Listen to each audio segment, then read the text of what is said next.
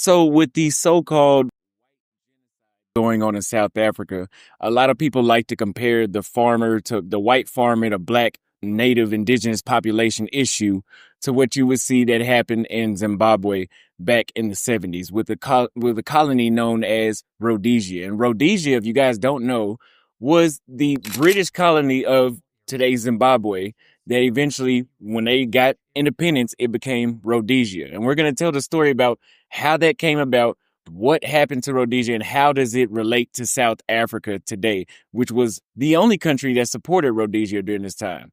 I'm Austin Holloman. Like the video, subscribe. Let's get into it. Now, just like the rest of Africa in 1888, known as the Scramble for Africa, where European powers met in Berlin at the Berlin Conference, and they pretty much said, you're going to take this, I'm going to take this, you're going to take this.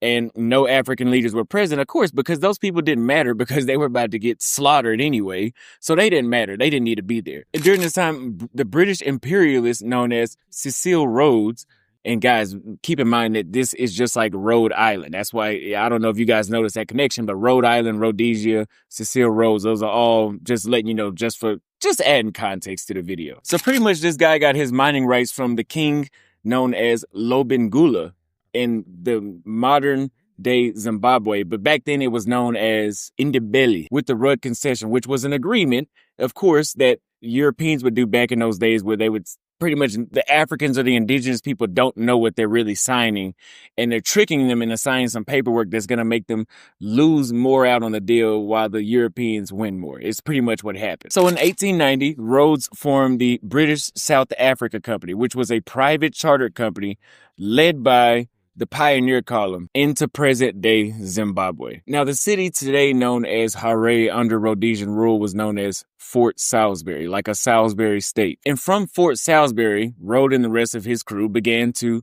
take land forcibly. And he didn't buy it.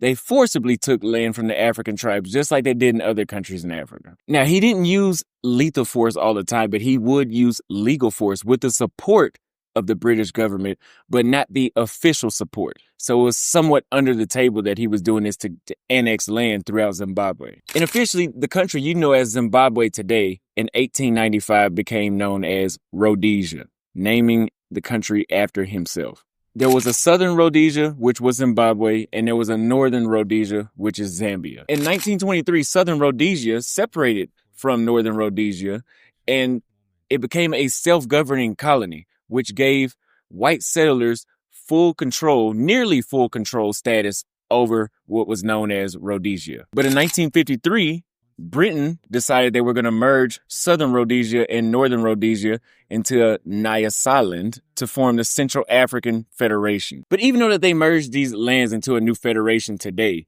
the local indigenous people that were going through all this British control still had no say-so in the new country. So, of course, around this time, the world was starting to realize that colonization was bad. So Western countries would start to sanction this new federation. And they also sanctioned Rhodesia. So due to international pressure, and of course, the locals weren't down with this in the first place, so they also resisted. In 1963, this new Central African Federation collapsed. And eventually this led to the Unilateral Declaration of Independence, or also known as UDI, in 1965. On November 11th, the white prime minister, because remember, the black people don't have any control in their own country. His name was Ian Smith, and he declared Rhodesia an independent colony. So since the creation of the United States in 1776, Rhodesia was the first country after that. So it was the second time that there was a unilateral breakaway from Great Britain. But the reason that Rhodesia was different was because this was unlike the United States, this was a white ruling class in the government ruling over a black majority. Now, you may say that South Africa was the same thing, but South Africa didn't have the same unilateral breakaway that Rhodesia had. Rightfully so, Britain did not agree with this new action, and they failed to recognize the new state of Rhodesia, and they put sanctions on Rhodesia, just like the majority of the world put sanctions on Rhodesia, and they only gained support from South Africa. Furthermore, the United Nations followed with the Security Council Resolution 232 in 1966, calling for the rest of the members of the UN to sever ties with Rhodesia. So now Rhodesia is cut off from the rest of the world, which this does lead to its downfall. But not only did South Africa recognize the new state of Rhodesia, Mozambique, which was fully controlled by Portugal at that time, which Portugal was one of the last countries out of the continent of Africa, and they were actually the last colonial power in the world to give up their last colony, which was in Macau in 1999. So they were down to support Rhodesia as well, and from the colony of Mozambique. And all this conflict leads to what we know today as the Rhodesian Bush War. And just like all over Africa, of course, the locals would revolt and form their own liberation movement. These two liberation movements in Rhodesia were known as the ZANU, the Zimbabwe African National Union, led by Robert Mugabe, and the ZAPU, the Zimbabwe African People's Union, led by Joshua Nkomo. Now, from 1964 to 1979, these two small liberation movements practiced what they call guerrilla warfare, which guerrilla warfare came from the Spanish when they were fighting Napoleon way back in the day. And guerrilla warfare was also practiced against the U.S. military in Vietnam. And it's been used many other times, which is basically there's a big army, which is the Rhodesian army, fighting smaller militia groups like the ZAMU and the ZAPU. And what they'll do is they'll just pretty much shoot and run. The Vietnamese were hiding in trees. They would ambush really quick and then they take off running. Now, you may be wondering, where do these pretty much oppressed Africans, if they don't have any money in the first place and they'll say so, where do they get weapons from? Well, this is also during the Cold War, where Russia and the United States are trying to gain influence around the world. So when they find these type of conflicts going on in other countries, which they still do this today, what they'll do is they'll send funding and equipment or weapons and supplies to whichever side fits their interest, which in this case, China and the Soviet Union funded and supplied the liberation movement in Rhodesia. At the same time, the white ruling class of Rhodesia, that military, was funded by South Africa. And South Africa even helped perform airstrikes on the Liberation Army, which was the black people, to assist the Rhodesian army. And not to mention, they also received some Western mercenaries and other black African mercenaries fought on the white army to help defeat the liberators. Which is crazy if you ask me. So in 1978, there was a short-lived Zimbabwe-Rhodesia sort of dual ruling under Abel Muzawarwa in 1979, but it was not internationally recognized, which still defeats the purpose of trying to get their country back. So next came the Lancaster House Agreement in 1979. And basically what happened was, throughout all the sanctions and the intense fighting between Rhodesia and with the assistance of South Africa, other mercenaries from other nations, and the Liberation Army, eventually talks in London came about to squash the matter completely.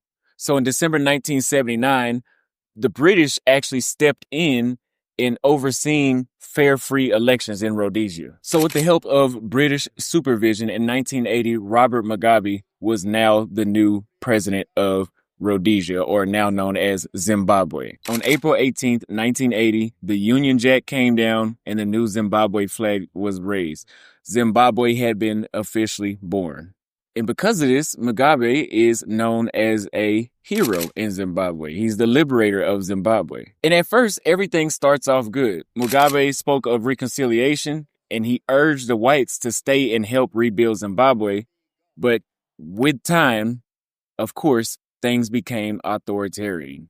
And now we have following the Gukurahundi massacre from 1983 to 87. In this massacre, Mugabe launched a violent crackdown on the Ndebele people in Matabeland, accusing them of harboring the ZAPU. Now, of course, since the Soviet Union and China funded and supplied the Liberation Army in Rhodesia, it's only right that North Korea comes through and they train the 5th Brigade, which went through and massacred 20,000 civilians. So now relating it back to South Africa, the next thing that Mugabe does in the 90s and 2000s is implement forced land seizures from white farmers without compensation, which pretty much is not exactly the same thing, but it's somewhat the exact same thing that you see going on in South Africa, which is the talking point that white farmers and right-wing activists around the world are using to call what's going on in South Africa a genocide and a repeat of history just now in South Africa. Maybe he had good intentions of taking back the land for the Zimbabweans, but in result, it just ended up in agricultural collapse, mass unemployment,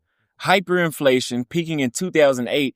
And this is around the time when Zimbabwe had a $100 trillion note. That's how bad that him doing this land seizure affected their economy, to the point where, yeah, there was no such thing as a dollar anymore. They had a $100 trillion note. By that time in 2008, along with the $100 trillion note, the inflation had got up to 79.6 billion%. But he doesn't stop there. He also clamps down on opposition, especially the movement for democratic change led by Morgan Tsvangirai. So, of course, he's pretty much going into complete control over his country. So he does rigged elections, intimidation for votes, and even using absolute violence for votes and massacres for votes, or massacres for control over the country, I should say. And after 37 years in power in 2017, Mugabe is forced to resign by the military. And his former ally, Emmerson Mnangagwa, took over what is now known as Zimbabwe today in 2017, and he promised reform. But if you guys know, Zimbabwe hasn't changed much. I've been to Zambia myself, and Zambia is, I didn't really see too much special about it, but it seemed like a stable country, and it seems like it has a bright future. I haven't had the chance to visit Zimbabwe, but I heard that it's not really that far from where it was back in 2017. So even though that they got rid of the white farmers, they got their land back, the country still somehow ended up in disaster. So I want to ask you guys a question in the comments. Do you think that if South Africa repeats its history with land seizures, that it will end up the same way Zimbabwe did? I'm Austin Holloman. I hope you enjoyed that video. Make sure you like, subscribe, leave a comment on what you thought. If you would like to support this independent journalism, hit me on the Cash App at $Austin Holloman. Or you can also donate on Zelle and PayPal. That will always be in the first pinned comment. I love you guys. I'll see you guys next time.